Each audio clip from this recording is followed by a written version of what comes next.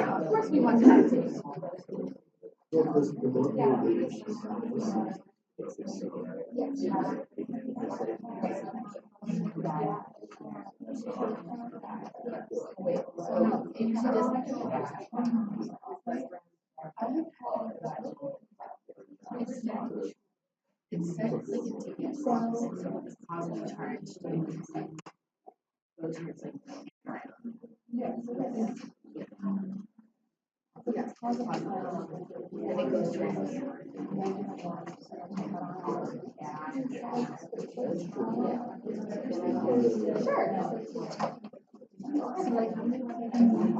So if it's positively charged, it's going to go towards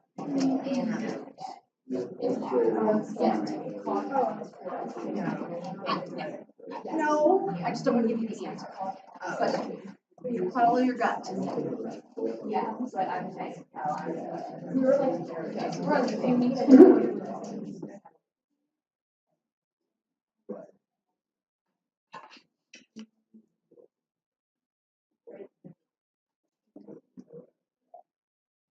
oh, it's the rest.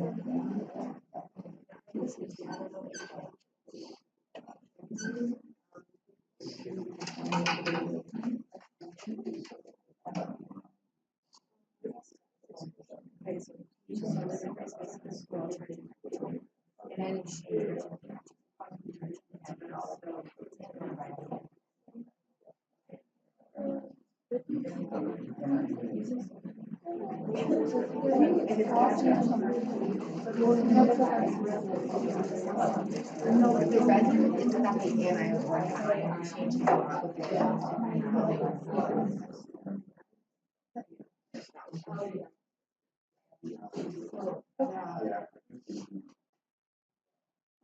Okay, no, it's anion exchange resin. So it's anion exchange.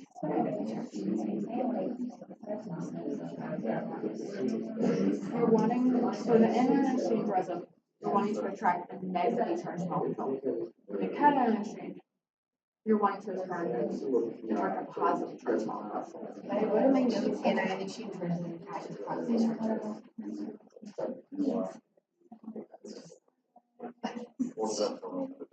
No, just yeah.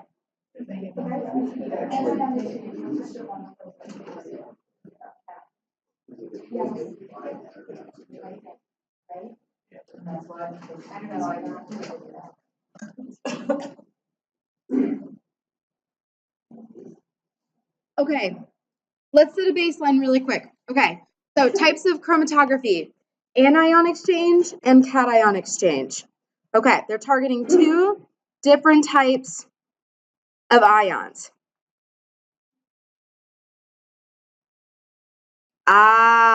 Okay. So I see where people might have gotten confused now based on this slide, okay? So what this is saying, I meant for you to solve this on your own, but because I think there was general overall confusion about this, I'm going to pull the class back. So cation exchange chromatography is going to be attracting positively charged molecules. And if we want to attract something through charge attractions, how are we going to attract a positively charged molecule? We have to have a negatively charged resin. So a cation exchange resin is negatively charged, and an anion exchange resin is positively charged. But if you want to remember how to remember the charge, cation, think attracting positive, cations are positive. And then if you want to think about anions are negative, so you're going to be attacking negative molecules. Okay. Reconvene.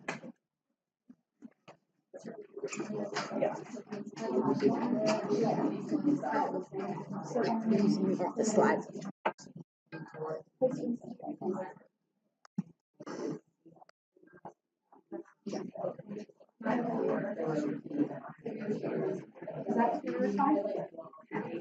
Is that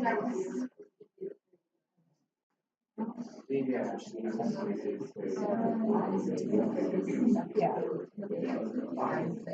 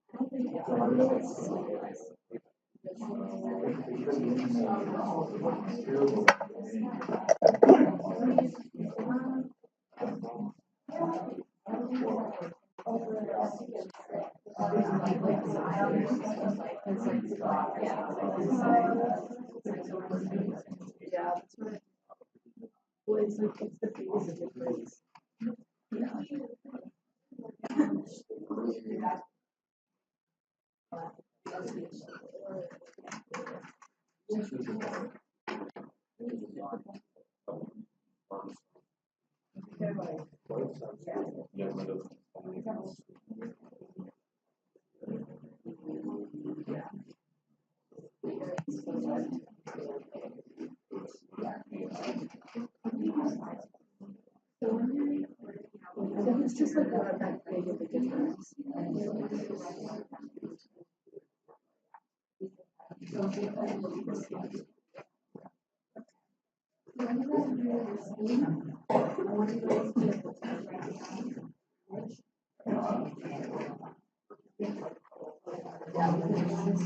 Yeah.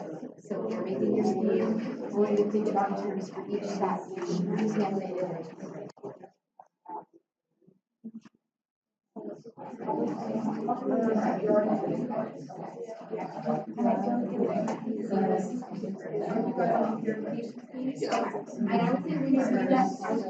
I feel like it is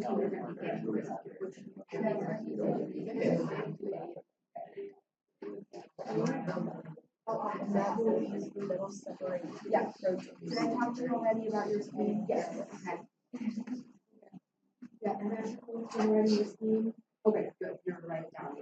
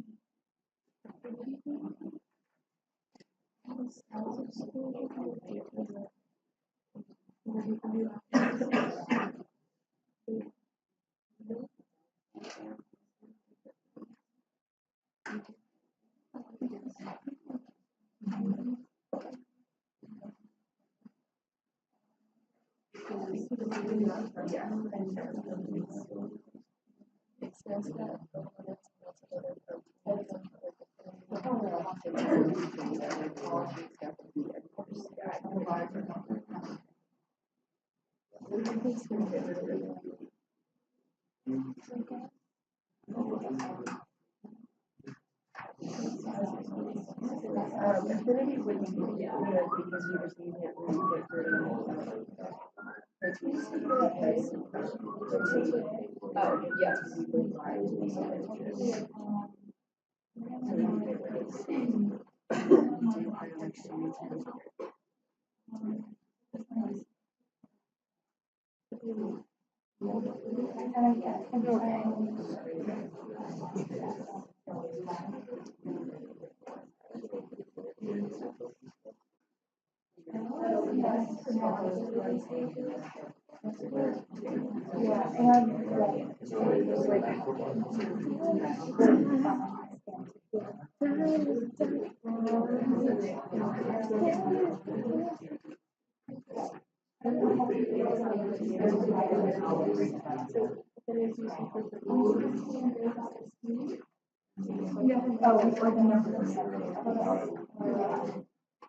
Once you guys are confident on your speed, go ahead and write it on the board.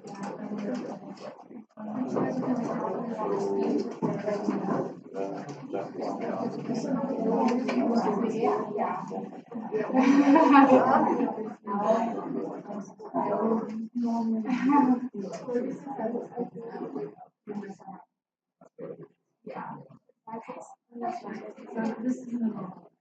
and then when you guys can keep working through the sheet, and when I pop back in, we will run over the purification.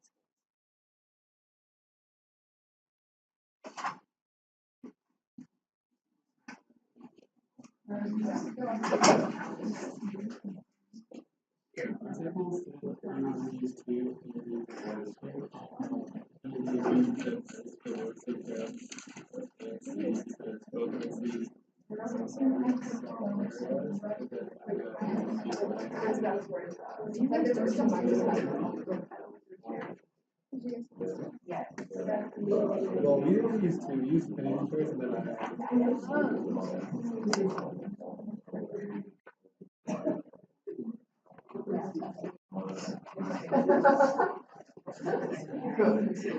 You don't have to do Isaac. They can see, don't find.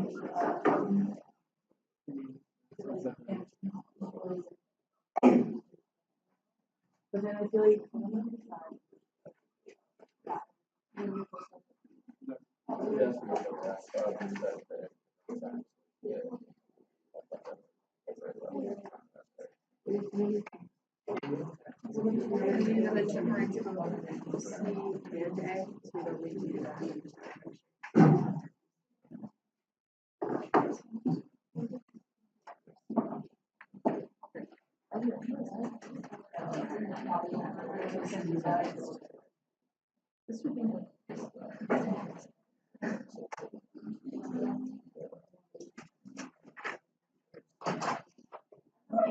let's see what we got up here. Okay. All right, so if we take a look at our different proteins, we have the different characteristics of them, and what the class has seemed to come to a consensus on. If we do an affinity column, we will get rid of proteins A and protein C. Yeah. And then we can use ion exchange to separate out protein B. Yeah. So I would say that would work pretty well, and that would actually be the most efficient. So when I went through and did this, I actually did a 3-step one where I did all 3 columns. But if you're thinking practically as a biochemist, every time you add a step, you're going to lose a little bit of protein. So actually combining it into steps, that's a good idea to do it that way as well. It's not the only way, but it's also good and efficient to cut down on your number of steps. So good work, guys. Are there any questions about problem 1? Well, I guess problem 1, A through E. Yes, Hayden. does mass exclusion work with molecular? So they're radically different molecular weight of one and then have 2 subunits of 4. So it depends on, so when you have the molecular weight of all the subunits together, because size exclusion chromatography keeps the subunits together. So I'm trying to think of how I can answer your question. So they do have to be fairly far apart in molecular weight. But if I'm having you solve a problem like this on an exam, I'm going to make it, if I'm like wanting you to separate something based on size, it's going to be fairly obvious. Because in reality, you could pick all different types of resins, and sometimes it works, it doesn't work, sometimes it depends on how you pack it, but it'll be pretty obvious whether or not you can separate something by a certain technique. I'm not going to be like, oh no, you can't do 100 and 150. That's not big enough. That's not my goal. It's going to be fairly easy to where you would be able to spot it. But that's a good question. And the answer is there's a lot of time and effort and troubleshooting in the real world. Sometimes you get lucky and get a resin that works, and sometimes you don't. So, okay. All right, so why don't you guys move on to F? you're gonna be looking at another type of technique that separates molecules based on their size. SDS page.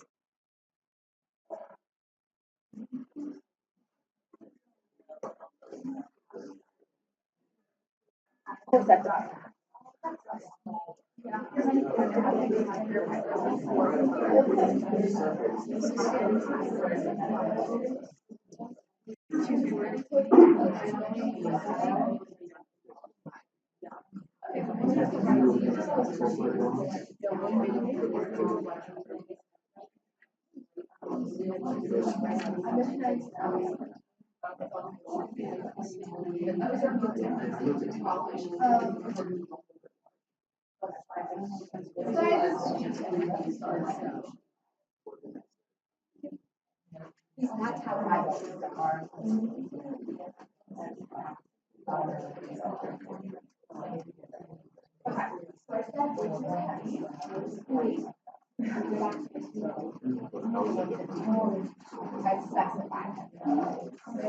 So actually, yes, but happy.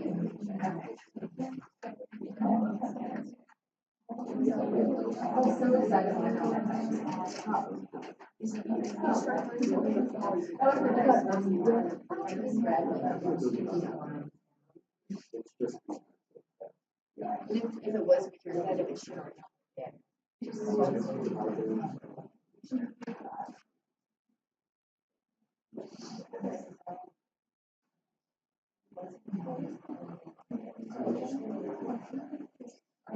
Don't worry about how this is time to study class.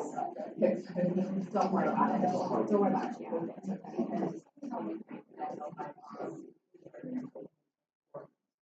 I think the monopoly I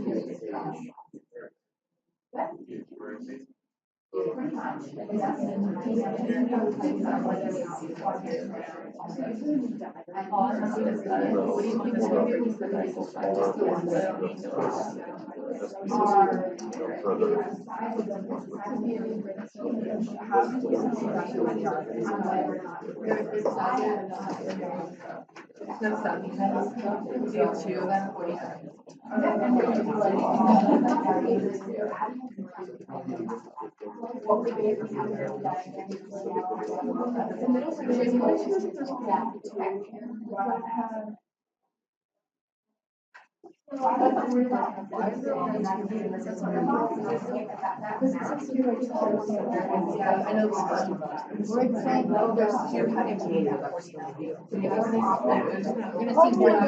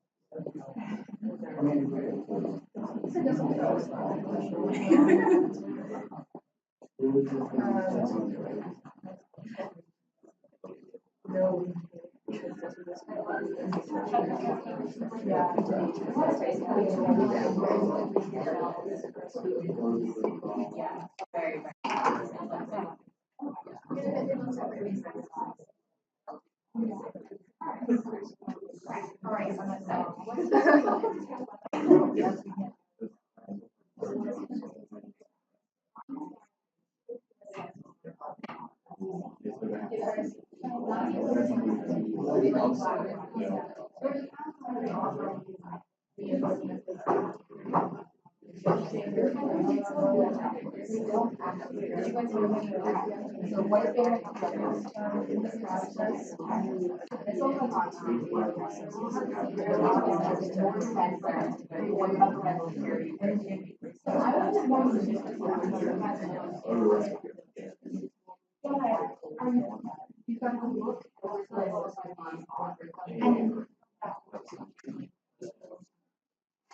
But the numbers are saying which way it is. So you know how many pieces there are. You can see the pieces in the dark bold. So how many pieces are going to have with camera that? How many pieces are going to have that one?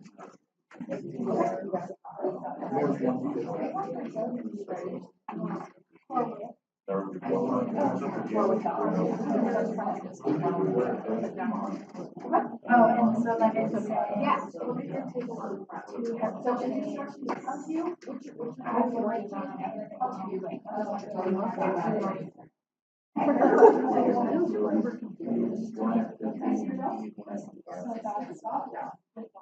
Okay.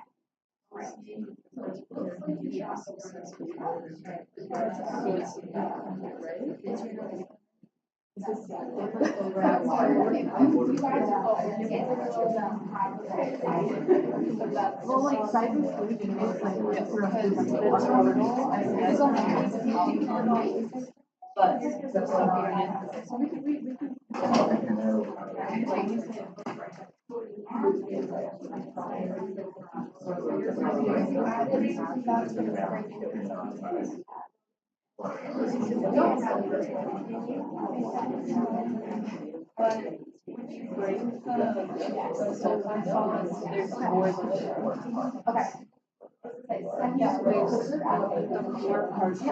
Send your recorder up with your gel.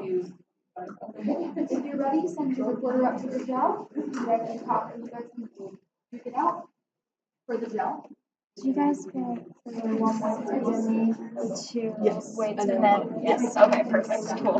Is there So the BME separates disulfide bond, so then it will separate the heavy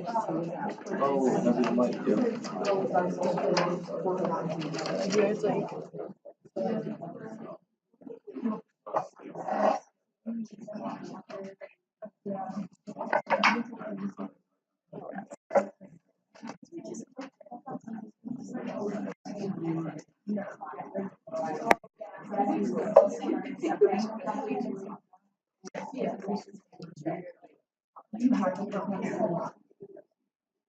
Okay, all right.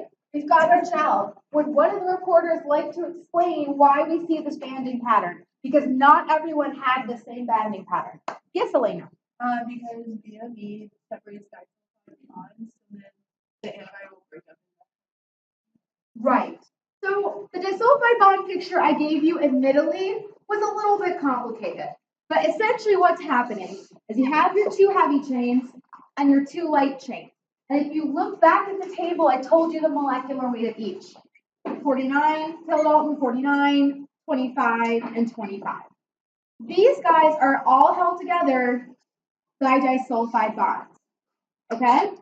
So what happens is if you have no BME, the protein will unfold so it can run on the shell, but those disulfide bonds aren't going to be broken. So your molecular weight, you're going to look like the protein is 150 kilodalton. It's going to look like 150. But when you add BME and those bonds break, what you end up having is 4 separate pieces. So you'll see one band at 49 for these two pieces, and then one band at 25 for those two pieces. Any questions? Yes, Keegan. So, in theory, no, unless there was a higher concentration. But if you've got 2 of each, the ratio's the same, so they'd be the same intensity. Good question. Okay, all right, I'll put you guys loose to work on the Venn diagram then. / compare and contrast.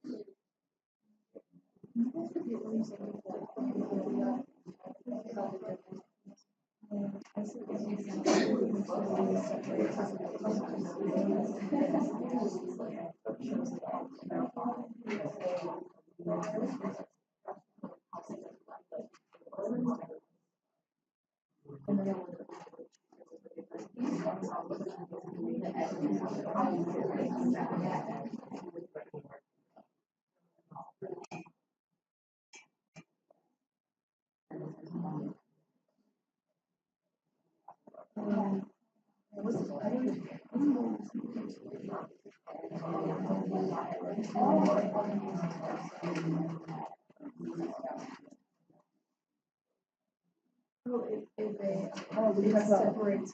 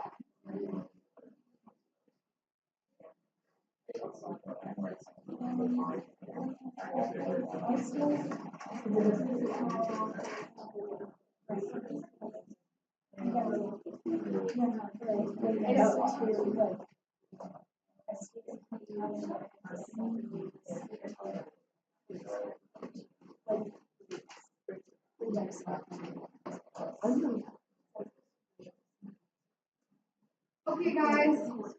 So one of the places that's really easy to get confused is thinking about size exclusion versus SDS page.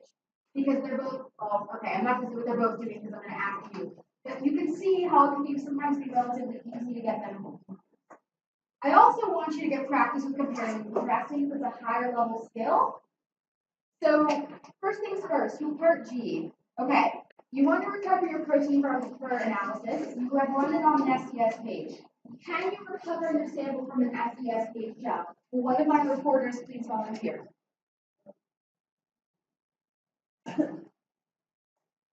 Okay, well, no, why can you not recover it?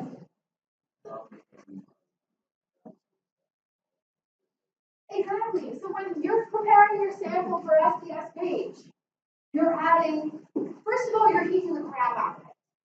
Then you're helping the heat to unfold the protein by adding beta recaptoethanol that breaks down disulfide bonds.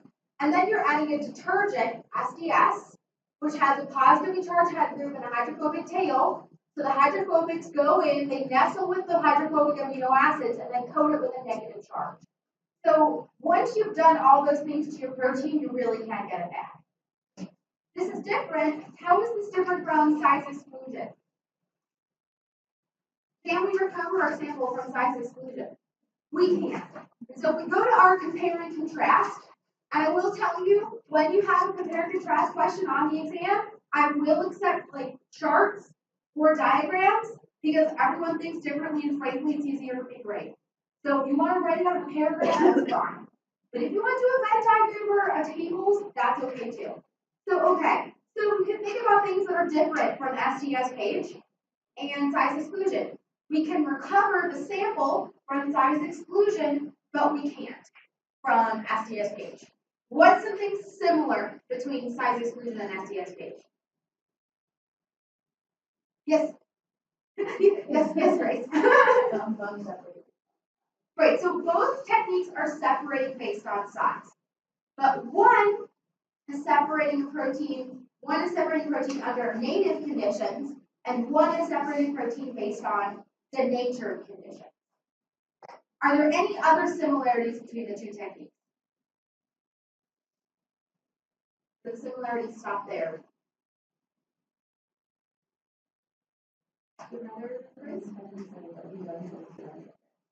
Sure, yeah, you're running them both through a matrix. The matrix is slightly different. Another similarity, and this is a little bit out of the purview of the class perhaps, but you can use size exclusion with standards to estimate the size of a protein like you're doing with SDS-H. It's just a lot more work. That's more of just the sidebar. So you can also use size exclusion to determine the size of a protein. How about another difference between the two? Yes, Becca? So in size exclusion, the smaller one is the whereas So in SDSO, they're reversed in the order that the molecules elute. So in SDS page, smaller molecules travel further. And then the heavy molecules hang out towards the top. In size exclusion, the heavy molecules come out first, and the small molecules lag behind. Okay, are there any other differences between the two? Yes, Alex?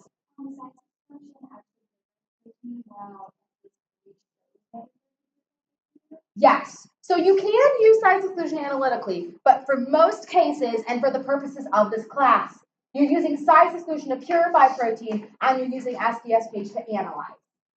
Anything else?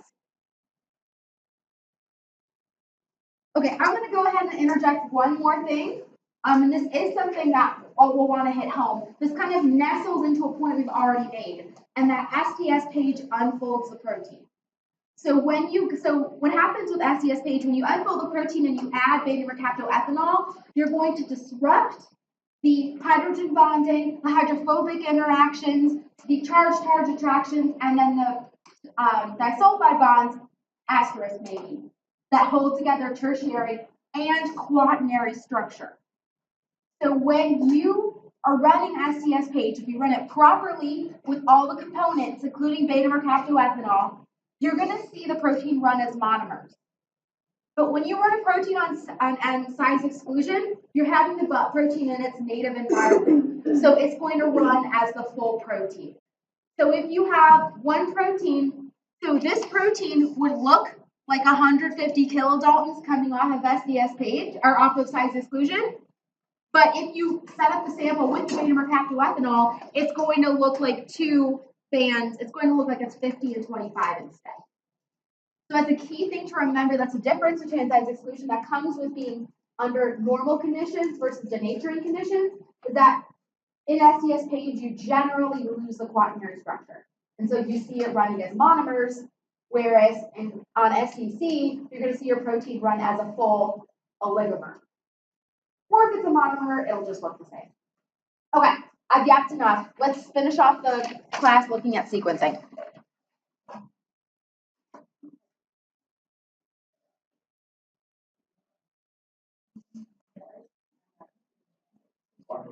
But yeah, today's goal setters, on a problem like that, on an exam, you need to have things near the common and things that are different.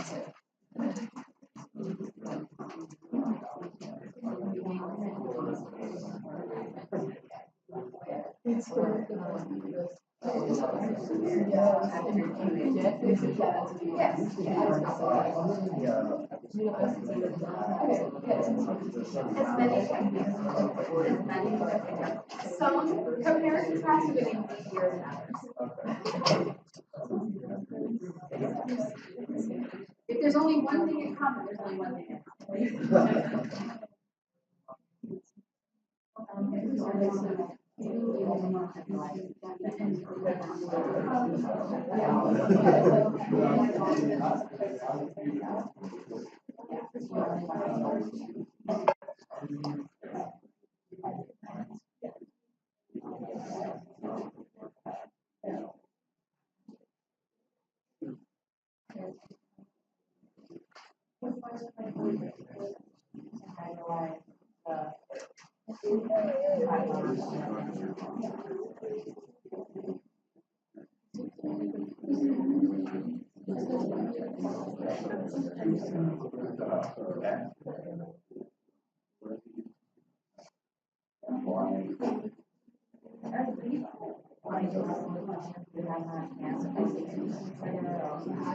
Some will be similar. I may have one in my client back in the so I wouldn't try to have someone. Or maybe and apply your skills when you speak. Oh, so it's but you can expect some questions. I'm not gonna have all. Right. Okay.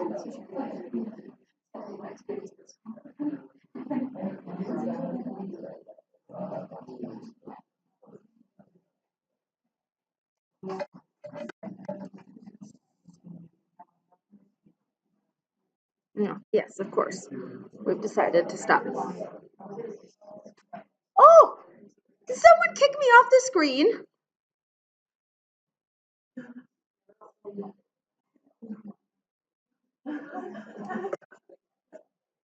Wow, did anybody catch who that was?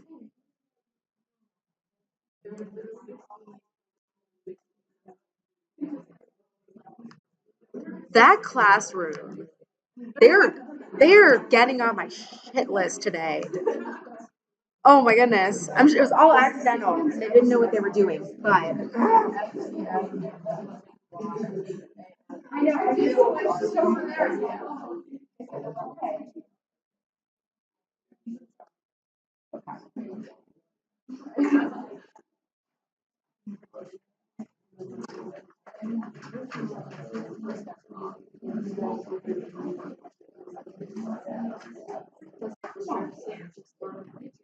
All right, class.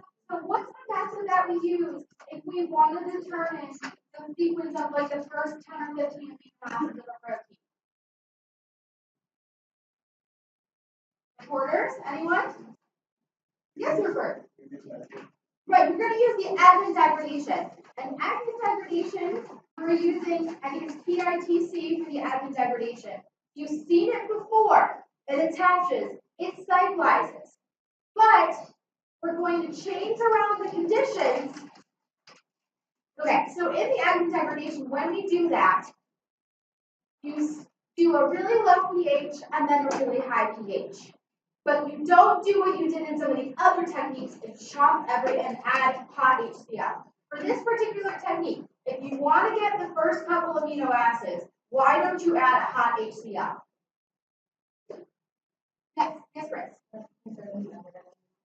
Exactly. So before, when we used hot HCl, it was either we wanted to figure out the identity of all the amino acids in the number, or you wanted to only know what that first amino acid was, and then to hell with the rest. Just chop it up and we won't worry about it. It won't show up on the UV plot. Fine. But when you want to figure out what the next 9 or so amino acids are, you have to preserve those amide bonds. So if you have 6 molar HCl, it's going to chop everything up and you can't figure it out because you're just going to have alphabet soup. Okay? So that's why a really smart scientist came up with the idea of if you make it really low and then put it on the high side, the attached molecule will cyclize, self-hydrolyze, and then it opens the N-terminal amino, the next amino acid to move on. So that's why high HCl is a bad idea. It's like taking the rocket to Harris Teeter. And then I would say, does anybody want to go over how to map the peptide?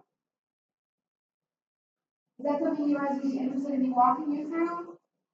Okay, all right. We've got 4 minutes. All right, that's cool. Okay. So if we take out, Okay, so we look at the peptide. It's kind of like solving a puzzle, okay?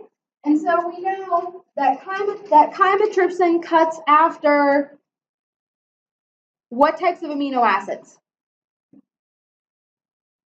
What does chymotrypsin cut after? It's on the board.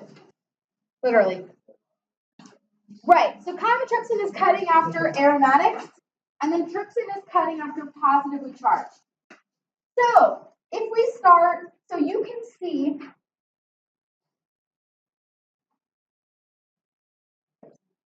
trypsin is after, uh-oh. No wonder you're confused. I reversed chymotrypsin and trypsin. Okay. That will not happen on the exam. Trypsin. Yep, okay. Okay. I think some people picked up on that and others didn't.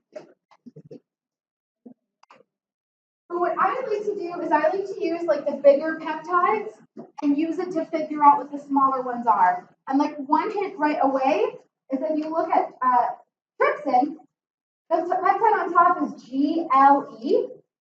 And so if you're cutting if you're cutting C to the amino acid,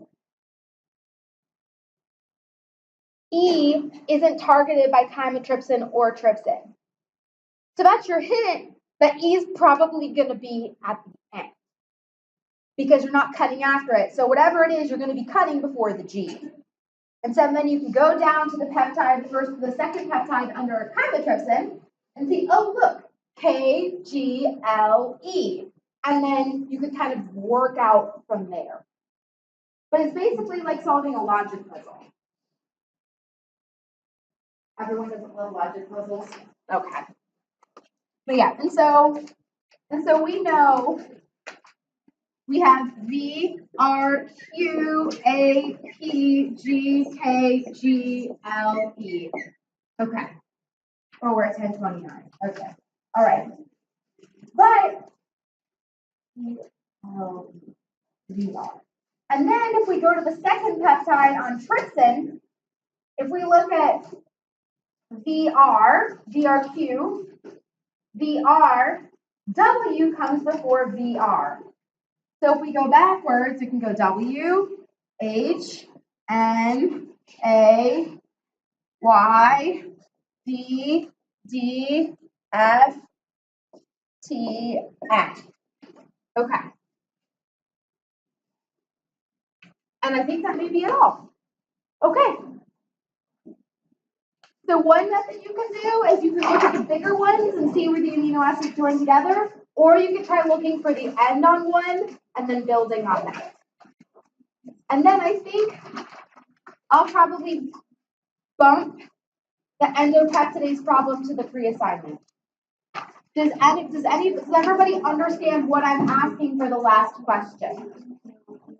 Okay, all right, so we'll take a quick minute for those of you who don't have to leave. So when you have an endopeptidase, it has to have a pocket that's going to recognize the amino acid. We're going to talk about this more when we look at proteins, when we talk about protein function and enzymes. So the endopeptidase, so like trypsin, for instance, is going to have a pocket that's going to attract glycine and arginine. So what I want you to think about for this question is if we want a positively charged long amino acid to fit in that pocket, what's going to be on the inside? What kinds of amino acids or what's the shape of that pocket going to be to accommodate that amino acid? That's what I want you to start thinking about. Okay, and I'll bump that to the pre-assignment.